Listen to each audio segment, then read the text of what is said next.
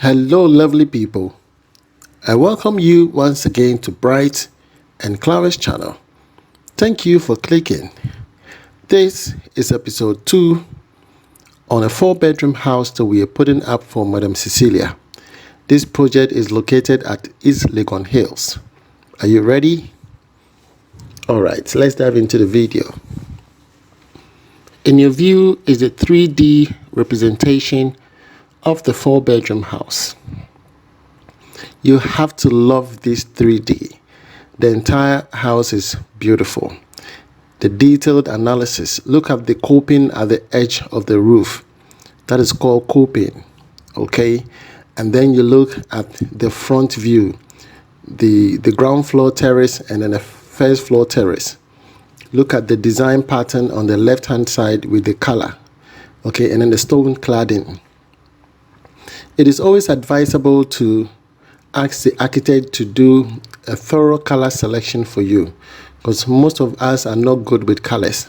So we need to know how the colors will be selected so that they can apply them on your 3D such that you see how beautiful it looks like. You don't have to be buying paint and then be painting and see how it looks and then buy another paint. It will not do you any good. So this is beautiful.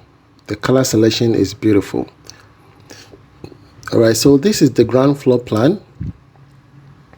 It has a hall, the dining, and then a staircase right there.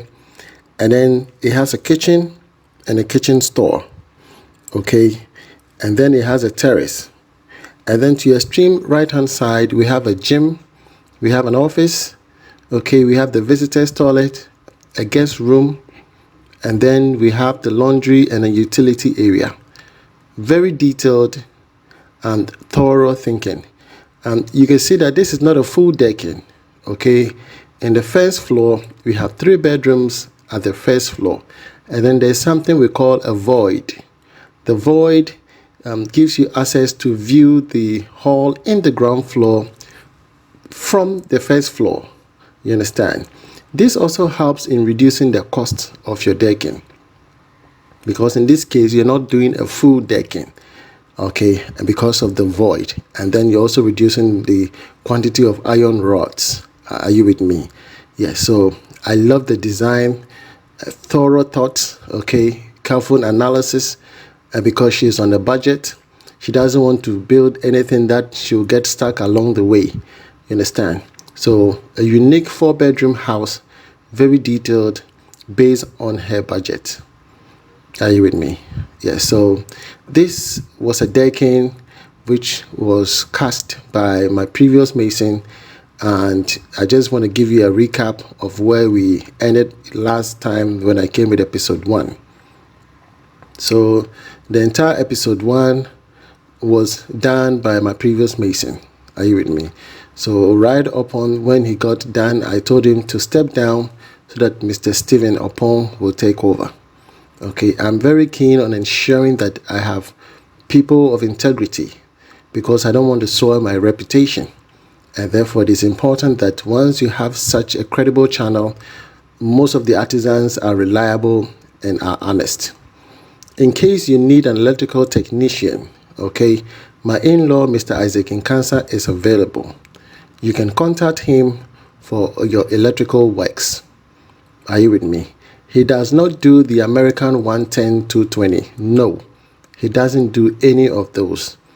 So please don't call him for your American 110-220. His job is mainly for domestic wiring, which is the normal 220, 400 or 415 volts, the standard British wiring. Are you with me? All right. In case you will need the higher of 110-220, the American version system, a ducting air condition, a cassette recessed, okay, solar panel installation, and all of that, you can contact my boss, Mr. Frank Hammond. He has his own company with his boys and his team. The company name is Shama Electricals. Okay, yes, he is well versed. His experience, analysis, his consultation will blow your mind. And that is why I always brag about him. okay, because I know the kind of person he is. Okay, he has an architecture firm where in case you need drawings, he can assist you with that. He is well versed with his craft. Okay, and that is why I don't joke with him. Because when I give you to Mr. Hammond, I know the kind of person I'm giving to you. You are welcome home and you are safe. You understand? So it is always important that we place premium on certain qualities when it comes to artisans. You don't want to get your stuff redone, and instead of you to pay the money for the premium, you want to go for cheap. And the next minute you have to redo everything all over again. So then you running at a loss. You understand? It is always important not to solely rely on someone who gave you an estimate. Some people can give you underestimate in order for them to get the job. But the question is, would they do it properly? You understand? So do not rely on someone that gives you an estimate that you feel like, oh, comparing the two estimates, this is far cheaper. No, it is not like that. So moving on, Stephen Opon has been brought on the project, and his estimate for the first floor block work is what I'm showing here. The estimate here with the labor itself does not reflect exactly the work that has been done.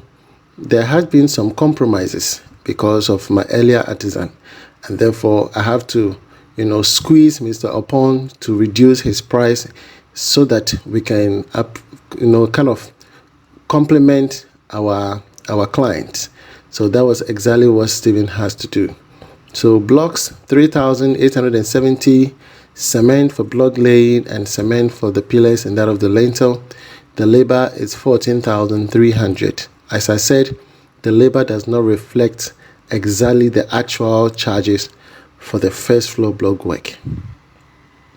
So Stephen and his team arrived at the site, okay, and they started the work beautifully.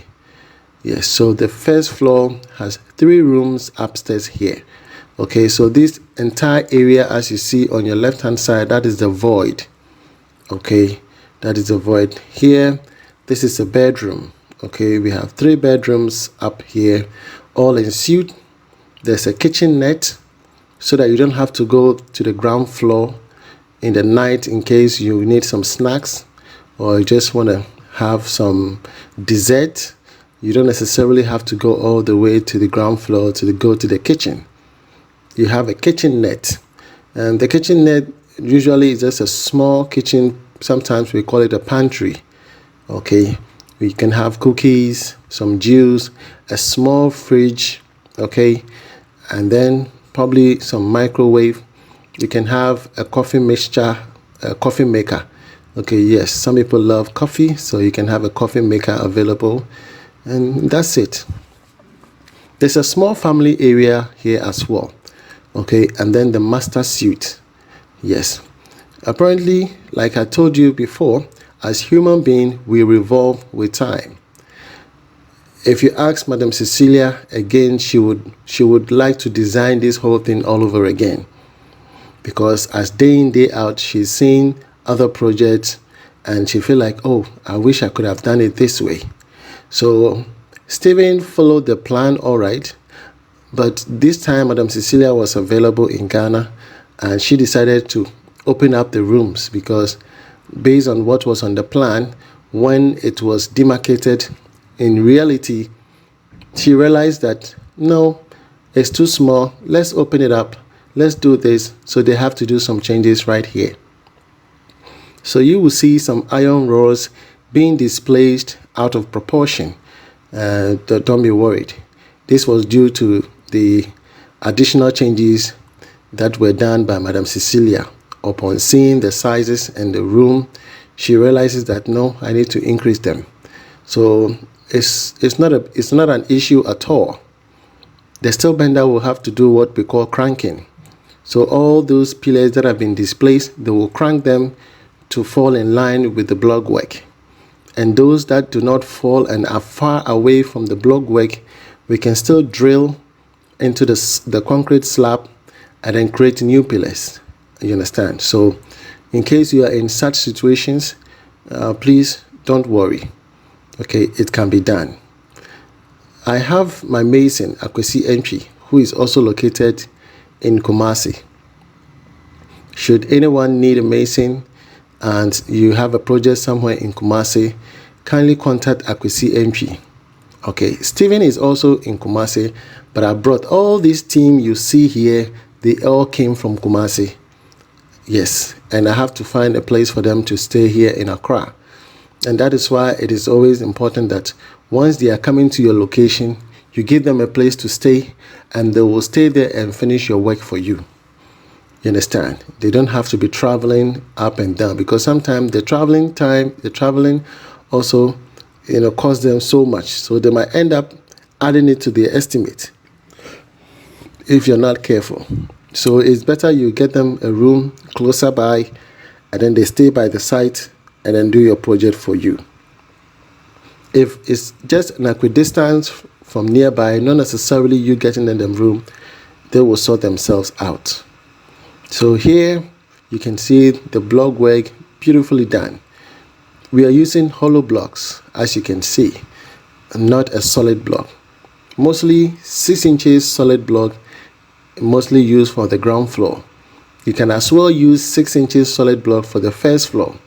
But for some reason, we feel like, okay, because we're not going any step further, it's just a first floor, why don't you reduce it from the 6 inches solid block to a hollow block? This will as well reduce your cost, because the price of solid block to that of hollow is different. So you end up reducing cost. Number 2, it will reduce the pressure on the ground floor. Are you with me? Yes. And that is why most people look into all these areas. They choose the type of decking that they need to do, whether they want to do a stress beam or they do the traditional full concrete. You understand? So it's always important. All right. Another fact that you need to know, that when a mason is charging you for ground floor, it is different from that of a first floor, because they are calculating the height as well. In Ghana, we do not consider risk allowances, height allowances, and all of that. We only go like quarter block or no. No. When they are going to a top floor, the price of laying the block is different from that of the ground floor. So someone will say, oh, to ground floor, no Jimmy say, I didn't know about Jimmy say well first floor. No. The ground floor is always different from that of the first floor, because they are the rate at which they would have laid the blocks in the ground floor is not the same as that of the first floor. You understand? Yes, so always bear that in mind when we are preparing an estimate for you. You will see some differences. Okay, yes, the first floor and the continuation prices are different from that of the ground floor. In the ground floor, we do not charge people to bring the blocks to the mason. But in the first floor, you need to find a labor to pack all the blocks to the first floor. That's how it is. So you have to, get some people to pack all the blocks to the first floor so that the mason and his team will come and work. It is not part of the mason's responsibility or part of the workmanship in laying the blocks to also pack the blocks to the first floor. No. So please bear that in mind. So sometimes some people charge 30 pesos per block. Some people charge 50 pesos per block. So if you have a 2,000 blocks, you have to multiply that per the rate of charge. So if you bargain and the person says he's going to charge you 50 pesos per block, then multiply that by the total of blocks that needs to be laid at the first floor, and then you pay them. You understand? And that is how it is done. Now, when you look at the sand, the stones, and the cement, the laborers would have to carry all of that, and the mason will factor that into their estimate, because if they have to cast all the pillars and that of the lintel, they have to go downstairs and fetch all the sand and the stones, bring it upstairs. That alone can even take them about 4 hours just to get all those things upstairs, get water, so it delays the project. Are you with me? In some cases, they have to get scaffolds because they are not in the ground floor anymore. The height of the block have increased. In most cases, we do not incorporate scaffolds into our estimate. So the masons have to use boards and 2x4 to create their own scaffolds. Are you with me? So these are some of the things that we do consider. If they want to incorporate all into your estimate, you will see the the rate at which you'll be wondering why are you charging me so much? But you are not considering all those factors. You understand? So we consider all those things. We know things are hard. So my goal is that when I'm preparing an estimate, I take my time and I scrutinize the estimate step by step, just to make sure that my client is satisfied and prices are not overcharged. It is important. It is always important, so that we don't overcharge the person, so that you can even compare prices. But I really don't accept the fact that you would have to go and compare prices with other people. The rate at which we do our work is different from other people, but it doesn't mean that our prices should be way more expensive than other people. No. This channel, our prices are the best, and that is the goal of this channel, to help people. Are you with me? Yeah, so if you're out there and you're on a budget, contact me. Let me prepare an estimate for you. The cost of estimate is $60. I'll prepare the estimate and then we will go through together. Once you appreciate and you approve that of the estimate that I prepared for you, then you can make payment. Either you make payment into my account, then we begin the project, or you can have someone buy the materials and then the labor you pay into my account, and then I will distribute the money to the laborers. You understand?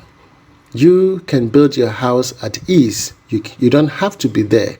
We will build everything for you, from electrical, plumbing, masonry, steel fixer, all the way to even the finishing, aluminum, glass, fabrication, burglary proof, all of that, we got it covered.